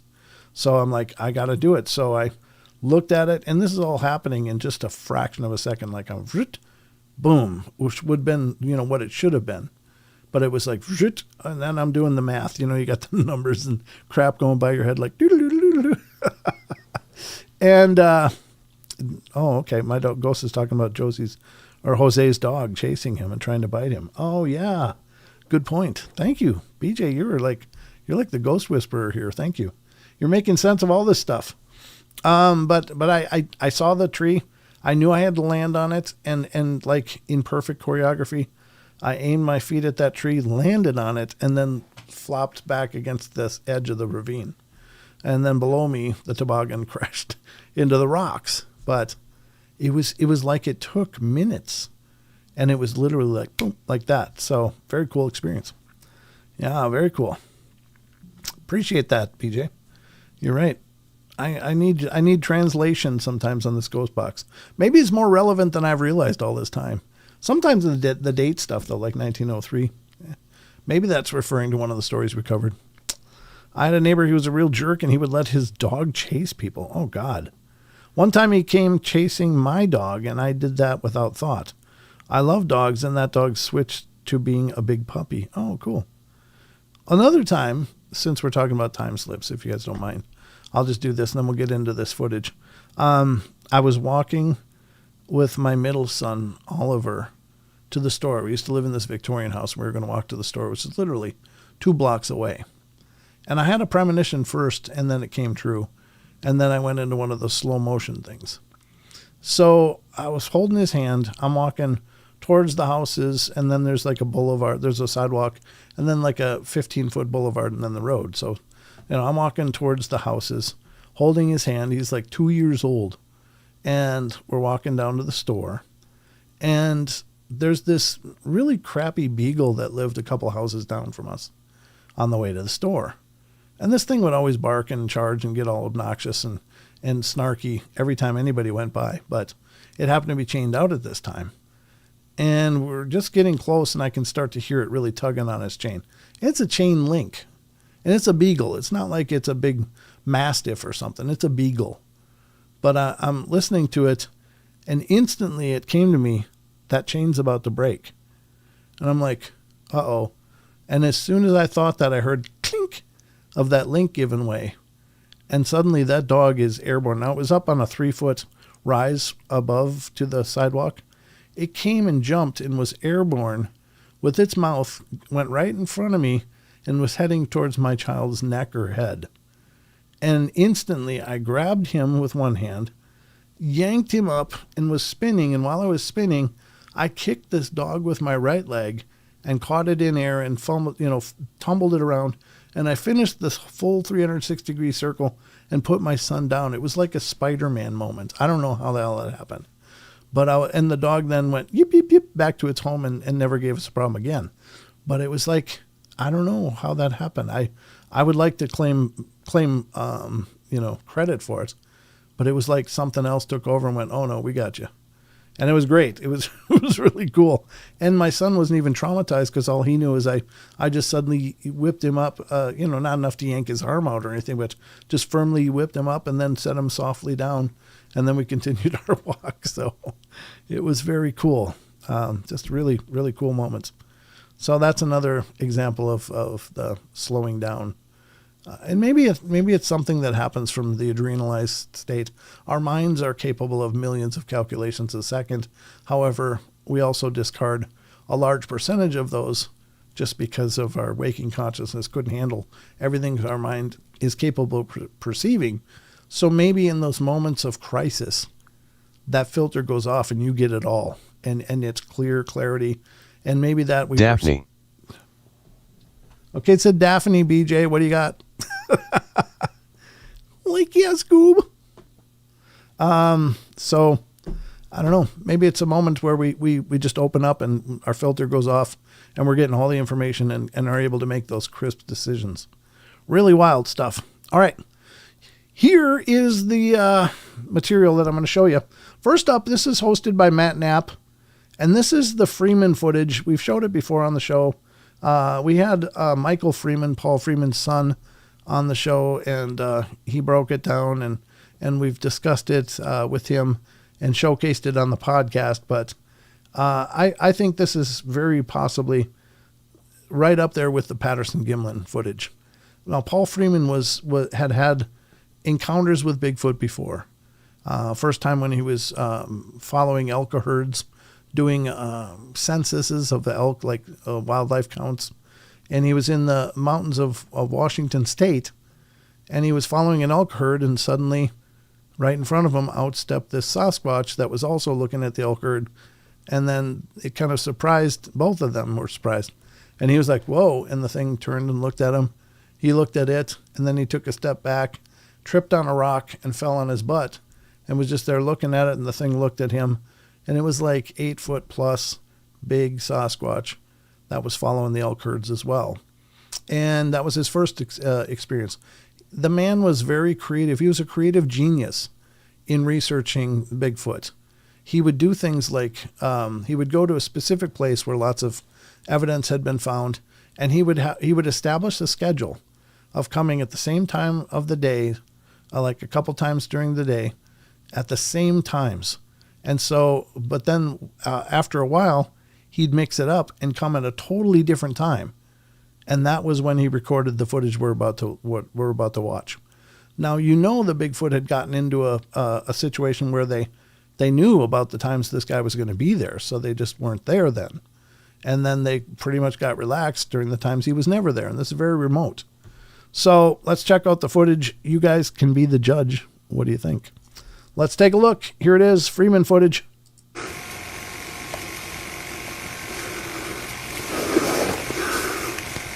Jesus.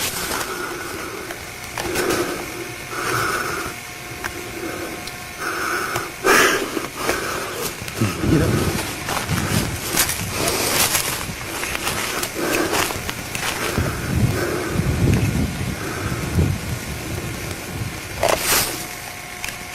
There it is right there.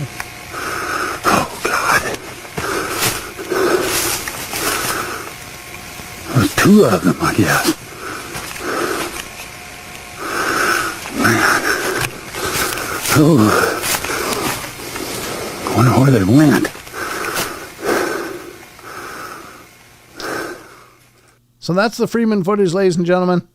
Some of the greatest, in my opinion, some of the greatest evidence of Bigfoot still. Paul was just a machine. He was really, really good at what he did. He was very creative. He had entire mapped out areas of Washington where he'd researched, found evidence. He had pins on a chart. I mean, this guy lived, eat, and breathed this stuff. And Michael, his son, was talking about, like, yeah, Dad really wasn't home. He was just always out doing this. You know, this is a big part of his life. And he got really good at it. You know, he got really good. I've honestly seen this too many times and I do not know what to think too early for CGI or AI. Very good fake if it is, but I think it's real. I do too, Lori. They were breathless what they were seeing. Yeah, and like I said, some people have in the skeptics are like, well, he seems awful calm for seeing a Bigfoot. It's like, yeah, but this is a man that saw Bigfoot several times. This wasn't his first rodeo. This is just when he caught the footage.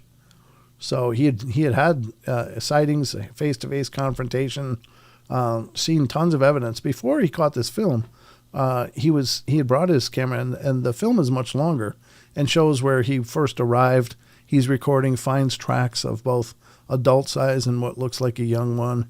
And he was following the tracks up into the hill when he found this. And that's when he's like, wait, oh, there it is. Just a really cool moment of time. So what do you think? Got some ones here. Got lots of ones. Absolutely, Chucky says. Yeshua's all in. Looks real, Bonnie says.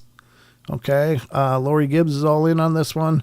Quack is all in. I'm just going backwards. Now I'm going forward. What do we got? Yeshua, Chucky, Kitty Cattywack's all in. Vince is in on this one. What is -6, Sharon? I don't even know how to translate that. Yep, Wizard Moon's all in on this one. Rachel gets it right. Yep. 0.6. Oh, okay. 0.6, more than half the way there. Fair enough. Pixie Ranger's all in on this one. Author BJ Lapierre is in on this one as well. One all the way from Weapon X. One from Elaine. I hear he didn't release it. They found it. Yeah, he did release it, though, at some point. Aussie Boss Tiger's all in on this. Fair enough. Josie's all in. 0.6 from Henry Dog. Good to see you, Henry. Thanks for being here. Oh, it's fine, Sharon. I'm sorry. I just didn't understand. Let's see. What do we got? Anybody else? Okay, over in Rumble. Kedstar says 1. Over in Rumble, we have Barbara Moore with a 1. Justin Goodearth with a 1. Always believed their footage. Yeah, I did too. Big D is number 1 and Car Juice number 1. Yep. Hello, Grandizer. Good to see you. So that's the Freeman footage, ladies and gentlemen. Great footage. I think Paul Freeman was brilliant. It really took up a huge part of his life, but we owe the man a lot for all of the work he did. He still has some of the greatest castings ever. He's even got hand casts that were taken in mud, and then the hand casts are like as if my hand was the size of a ham.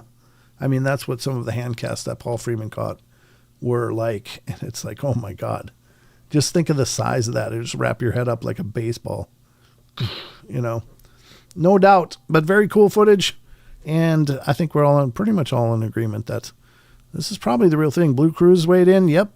He's all in too. Very good. Great minds, folks. Great minds. Not that you have to agree. If you don't agree, that's fine. That's your absolute right. This show will never be about telling you should believe in something. But in my opinion, this is really great footage and has really stood the test of time. So very cool. Thank you, Facebook, for putting every chat in the last 24 hours up on this stuff. This is another famous piece of Bigfoot footage, and this comes from Calgary. And this one you've probably seen if you've looked up Bigfoot footage or video. Come on, stop it. There we go. This is called the Calgary Bigfoot video. It's from January 2014. You'll probably recognize this, but let's have a look. Look. A human. Listen, that's not a human. Right there. It's not a human. The face is here at first, but no.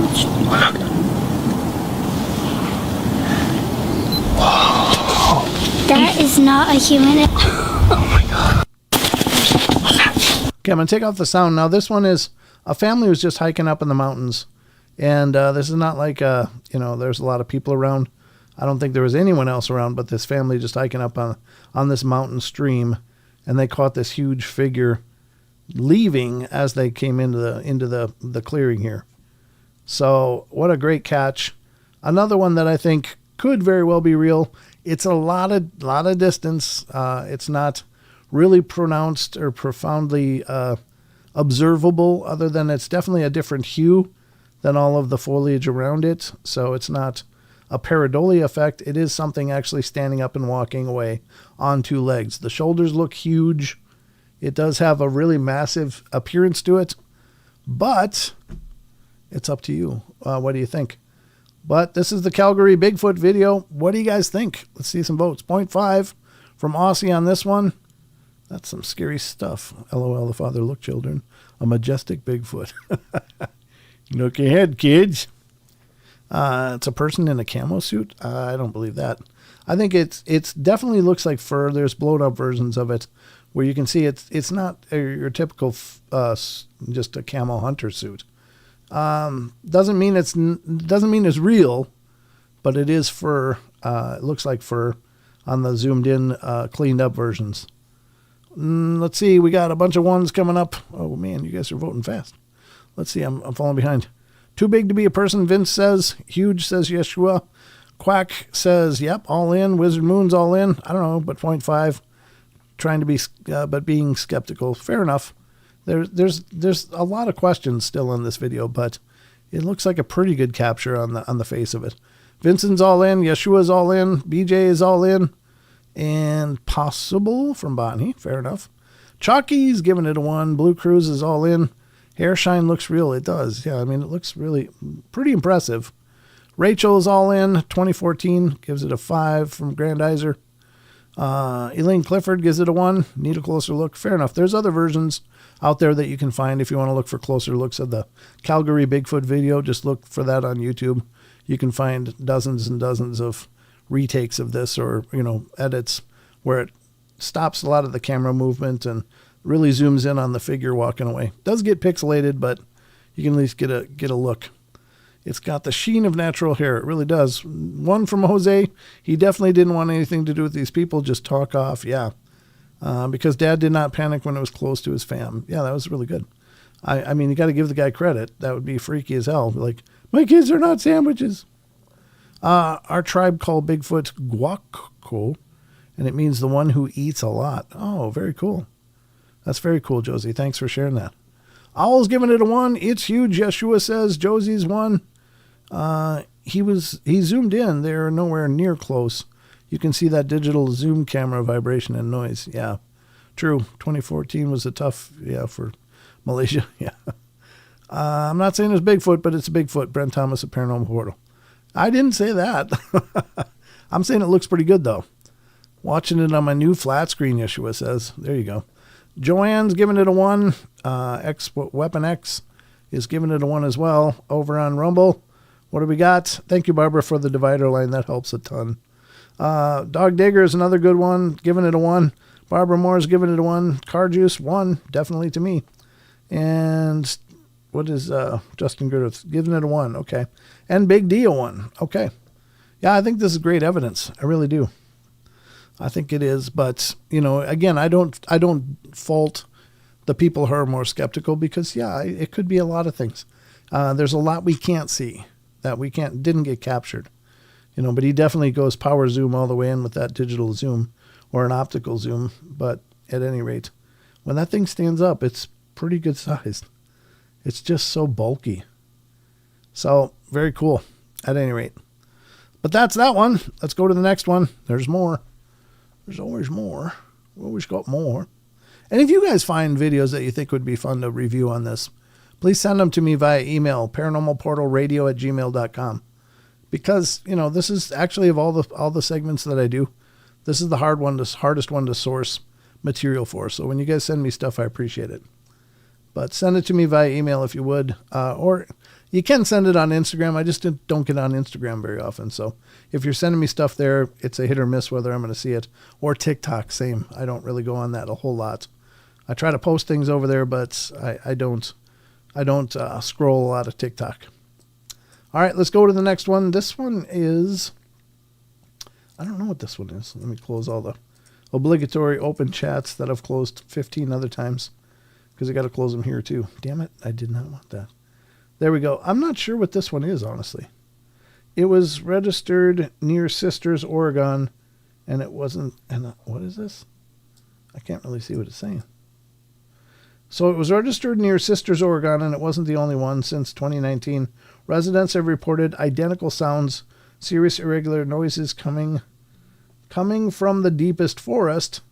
The Wildlife Department has allegedly admitted no local predator produces this frequency pattern. Okay, so they had allegedly state that Oregon State University researchers analyzed similar recordings. The conclusion is uncomfortable. The roar does not follow the cadence of cougars, bears, coyotes. Abrupt fluctuations indicate otherwise, something trying to emit a sound for which it has no physical structure. Thus came the reports of the Ho tremor entities that do not roar are empty. The sound shakes, fails sounds. All right. Anyway, enough of the background on this. I want to show less. How do I show less? Where's the less part? I got to make it smaller just to get the rest of the things here. There it is. See less. There we go. All right. So it's not so much the visual on this one. It's more of the audio. I don't know what to think of this one personally. I've never heard anything like it. To me, it seems a bit suspect, but have a listen and see what you guys think. This is a sound file. There is a video to it, but it's a sound file mostly. Here we go. And I don't speak French, so I don't know what this says or what language that is, actually. But here we go. Let's take a listen.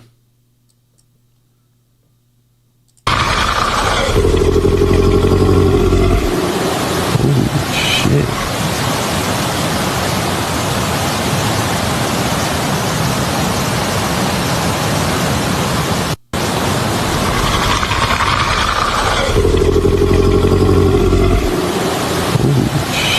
I'm here to tell you, if I heard that in the forest, I'd be hell knowing the hell out of there. I don't know what the hell that is, but I don't want to meet it. That's not a happy sound.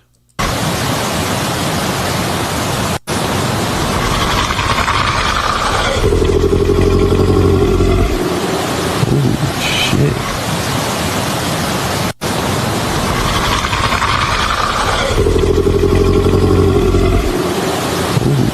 There you go. This is coming from Ethan eBooks on Facebook. So I don't know. I don't know where the source of this is.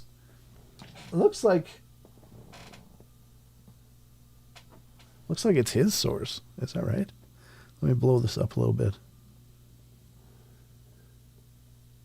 It's Ethan_Scribble. But Scribble is Scrible. Ethan_Scribble. One more time. Play the sound. Let me go back to the beginning.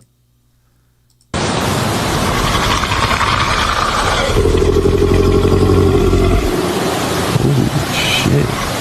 Yeah, that's creepy. Yeah, the guy says, holy shit, like that. So I mean, it seems as if it's organic. We don't know. But what do you guys think? What are we listening to here? Sounds more feline.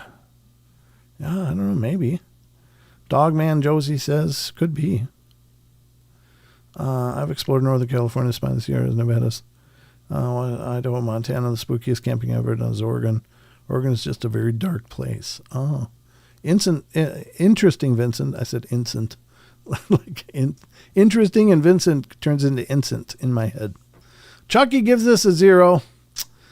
Creepy and close, whatever it is. Sounds like it, doesn't it, Bonnie? Yeah. 0.5 from Rachel gets it right. 0 from Owl. 0.5 from BJ Lapierre. 1 from Aussie Boss Tiger. 0.5 from Quack and Wizard Moon, both. Jurassic Park, Yeshua says, that's kind of what I'm hearing. I'm hearing like one of those weird hybrid things that they make. Kind of in my mind. It's like some variation of that. But I don't know that for sure. Karen Alberding is giving it a 0.2, so probably not. Grandizer's halfway there. Yeah, let's see, 0.5 from Henry Dog. Sounds manipulated in my humble opinion. It could very well be. It seems like the most likely explanation that it's some play off of Jurassic Park or something like that to me. But Yeshua's giving it a 1. Could be real. Oregon coast creeps me out. Yeah, Vincent says. 0.5 from Patrick. 0.5 sounds like it's underwater. I'm not getting that so much myself, but maybe. Kedster is given it a 0.5. Vincent, 0.5. Josie, 1. Sound edit to the video. Could very well be, yeah. The echo at the end was weird. I mean, it's not a bad fake if it's done fake. Crocodile, says Rachel. Huh. Maybe that's what crocodiles sound like, but wouldn't expect to hear them in Oregon. Joanne's giving it a 1. She's all in for this one. Is a bad sound, low growl. Yeah, it's weird, isn't it, J-Duck? Let's see what's happening over on Rumble. Real, it's huge. Yeah, I mean, it sounds like it's huge. Barbara Moore is giving it a 1. She's all in on this one. Justin Goodearth, 1. Car Juice, a 1. 0.4 from Big D. And 0.5 from Dog Digger. Yeah, I mean, it's not that it couldn't be real. It's just, I've never heard something like that before. But there's a lot of things I've never heard before. So, I don't know. I just keep picturing a dinosaur when I'm hearing that. It's like, Jesus, what the hell is that? Which is why we do this segment. Not sure what to make of it, but got one more for you guys. Let's take a look at that one. Thank you guys for voting. And that's going to be about it for the show, so let's do this one. This one's a classic, another classic Bigfoot. This one's coming from paranormalwarehouse.com. After I close the 15 chats for the 15th time. There we go, paranormalwarehouse.com, folks. I hope this doesn't have music, but if it does, we'll find out. Here we go. This is a classic. This is the Redwood Bigfoot sighting. It's been around for years and years and years. Widely contested. A lot of controversy surrounding this one, but see what you guys think. Here it is.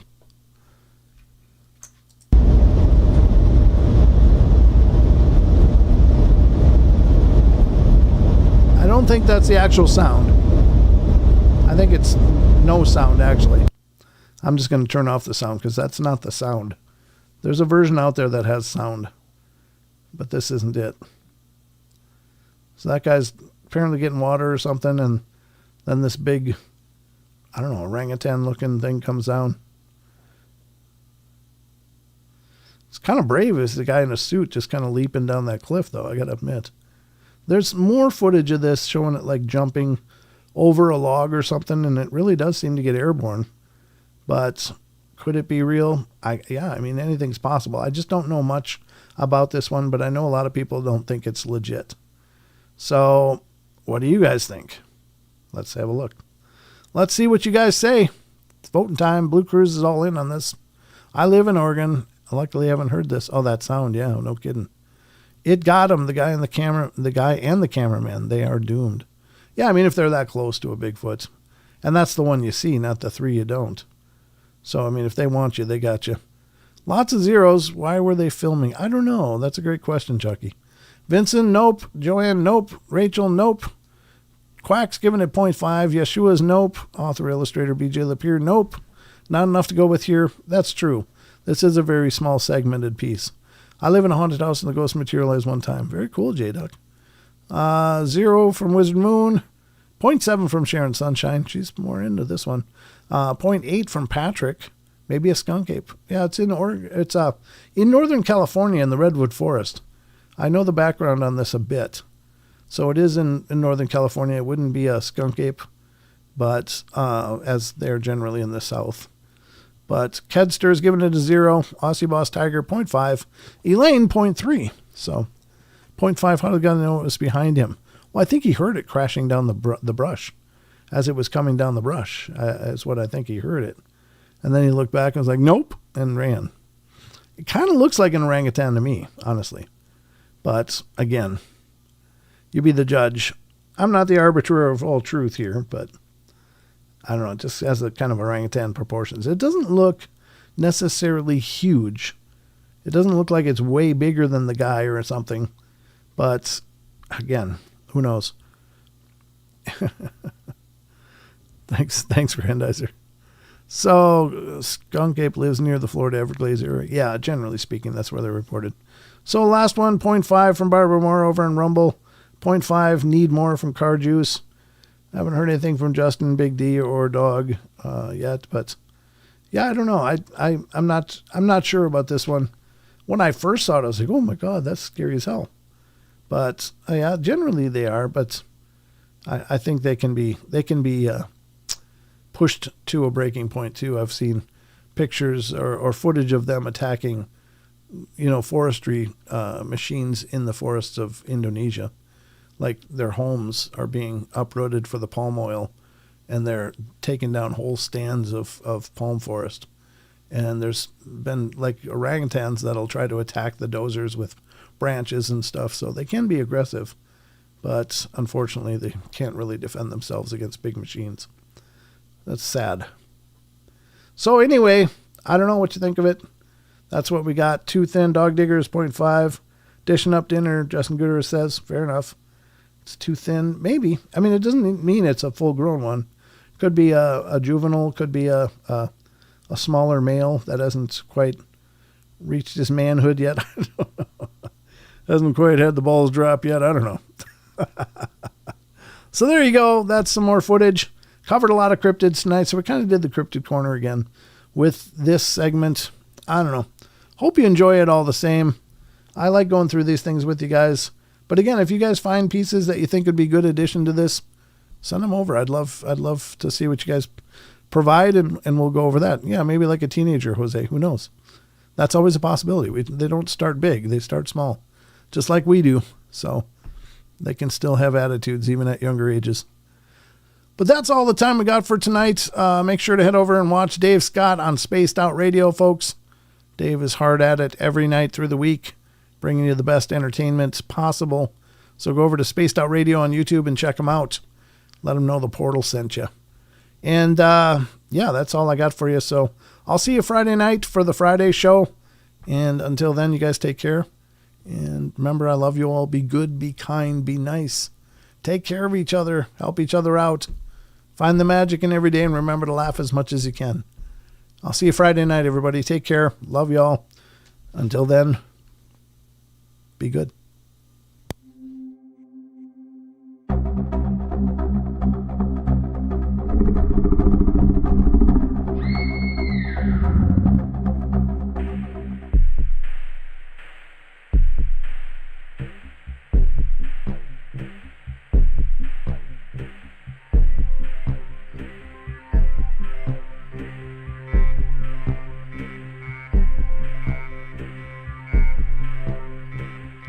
Mm-hmm.